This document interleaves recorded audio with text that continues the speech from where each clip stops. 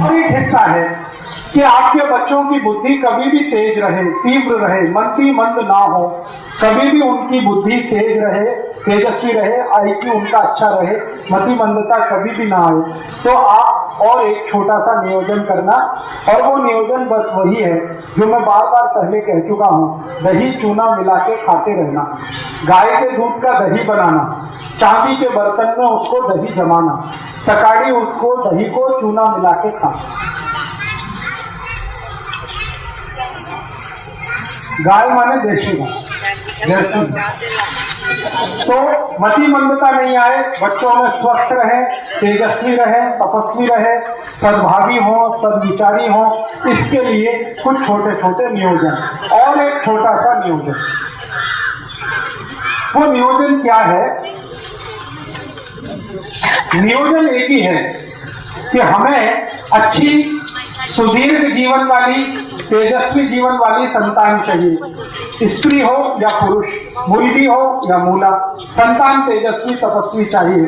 तो एक नियोजन जरूर ध्यान रखना है कि हमारे जो पति और पत्नी हैं वो आपस में जब संसर्ग करें तो पत्नी का मासिक चक्र पूरा होने के बाद, पत्नी का मासिक चक्र पूरा होने के बाद या पत्नी का मासिक चक्र शुरू होने वाले दिन से 10 दिन छोड़कर,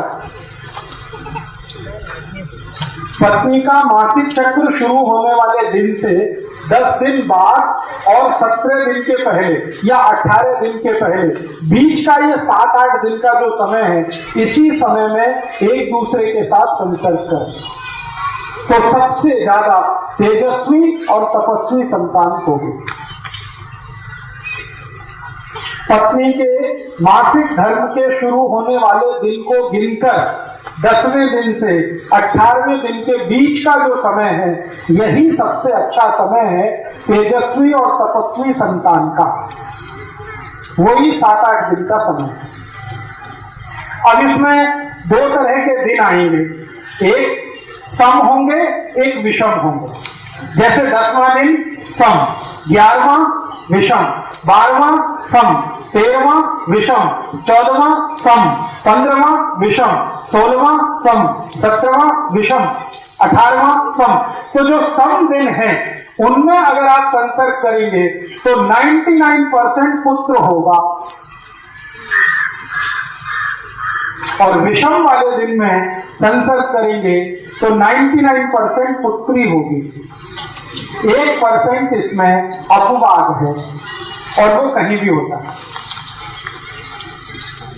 तो अगर आपको नियोजन करना है कैसा, अब व्यसन मुक्त युवक संघ में कुछ कार्यकर्ताओं के पास पुत्री है तो पुत्र चाहिए, तो उनके लिए ये माहिती मैं दे रहा हूं। और जिनके पास पुत्र है उनको पुत्री चाहिए, उनके लिए भी ये माहिती दे रहा हूं। सम दिन में जाएंगे तो पुत्र, विषम दिन में जाएंगे तो पुत्री।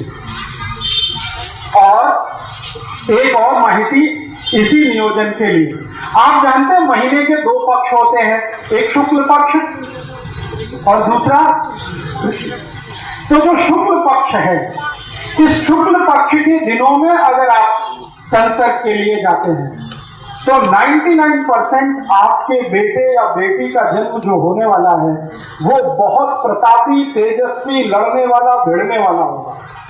छत्रपति शिवाजी, राणा प्रताप, ऐसे जो हमारे देश में भगत सिंह, ऊधम सिंह, चंद्रशेखर आजाद, ये सब शुक्ल पक्ष वाले लोग हैं।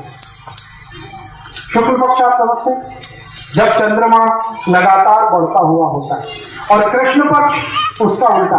कृष्ण पक्ष में जब आप जाएंगे तो अच्छे से अच्छे साहित्यकार, वैज्ञानिक, बहुत बड़े डॉक्टर, इंजीनियर, चार्टेड अकाउंटेंट, ऐसे बच्चों का जन्म होगा। न्यूटन, आइंस्टाइन, जगदीश चंद्र खुराना, हमारे देश के बोस, हमारे देश के ये जो महान लोग साहित्य के क्षेत्र में, विज्ञान के क्षेत्र में, कला के क्षेत्र में आगे बढ़े हैं, ये सब कृष्ण पक्ष वाले लोग हैं। ठीक है। अब शुक्ल पक्ष और कृष्ण पक्ष का चक्कर क्या है? ये चक्कर है चंद्रमा के शरीर पर पड़ने वाली ऊर्जा। आप जानते हैं कृष्ण पक्ष में चंद्रमा नहीं होता और शुक्ल पक्ष में चंद्रमा बहुत तीव्र होता है। चंद्रमा की तीव्रता अपनी नहीं है। आपको मालूम है चंद्रमा का प्रकाश कहां से आया? सूर्य से। तो चंद्रमा की तीव्रता है तो वो उसकी अपनी नहीं है, सूर्य की तीव्रता है।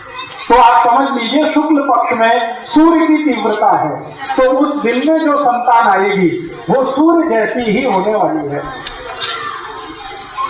सूर्य कैसा है? जला के सबको राख कर दे, ऐसा। महाराणा प्रताप, छत्रपति शिवाजी, संभाजी महाराज, ये सब ऐसे ही लोग हैं जो शुक्ल पक्ष वाले। और आपको चंद्र पक्ष में, चंद्र पक्ष माने सूर्य का प्रकाश नहीं है, चंद्रमा का प्रकाश है, तो उस समय के नियोजन में जो संतान होगी वो दिमाग वाली होगी, शरीर वाली नहीं, जिसका ब्रेन बहुत चलेगा, इंटेलिजेंसी उसकी कंप्यूटर से जैसी, उससे भी ज्यादा तेज हो। दुनिया में सारे दिमाग के काम करने वाले लोग चंद्र पक्ष के पैदा हुए हैं और शरीर से लड़ भिड़कर साम्राज्य स्थापित करने वाले लोग शुक्ल पक्ष के पैदा हुए। तो नियोजन आपको करना है, माहिती मैं दे रहा हूं। तो आप तय करिए आपके जीवन में क्या चाहिए। अब एक संतान आपके पास है, मान लो शुक्ल पक्ष वाली, तो एक चंद्र पक्ष वाली जरूर करना, क्योंकि दुनिया में दोनों की जरूरत है। खाली लड़ने भिड़ने वाला ही नहीं चाहिए, विज्ञान की खोज करने वाला भी चाहिए, क्योंकि दोनों से जीवन चलता है। शत्रु से रक्षा करने के लिए है और देश को आगे बढ़ाने के लिए भी है। तो एक संतान शुक्ल पक्ष की, एक चंद्र पक्ष की, ऐसा नियोजन करिए। एक संतान सम तारीख वाली, दूसरी विषम तारीख वाली, ऐसा नियोजन करिए। और बाकी के शुरू के नियम जितने मैंने बताए हैं वो सबको एक साथ पालन करना।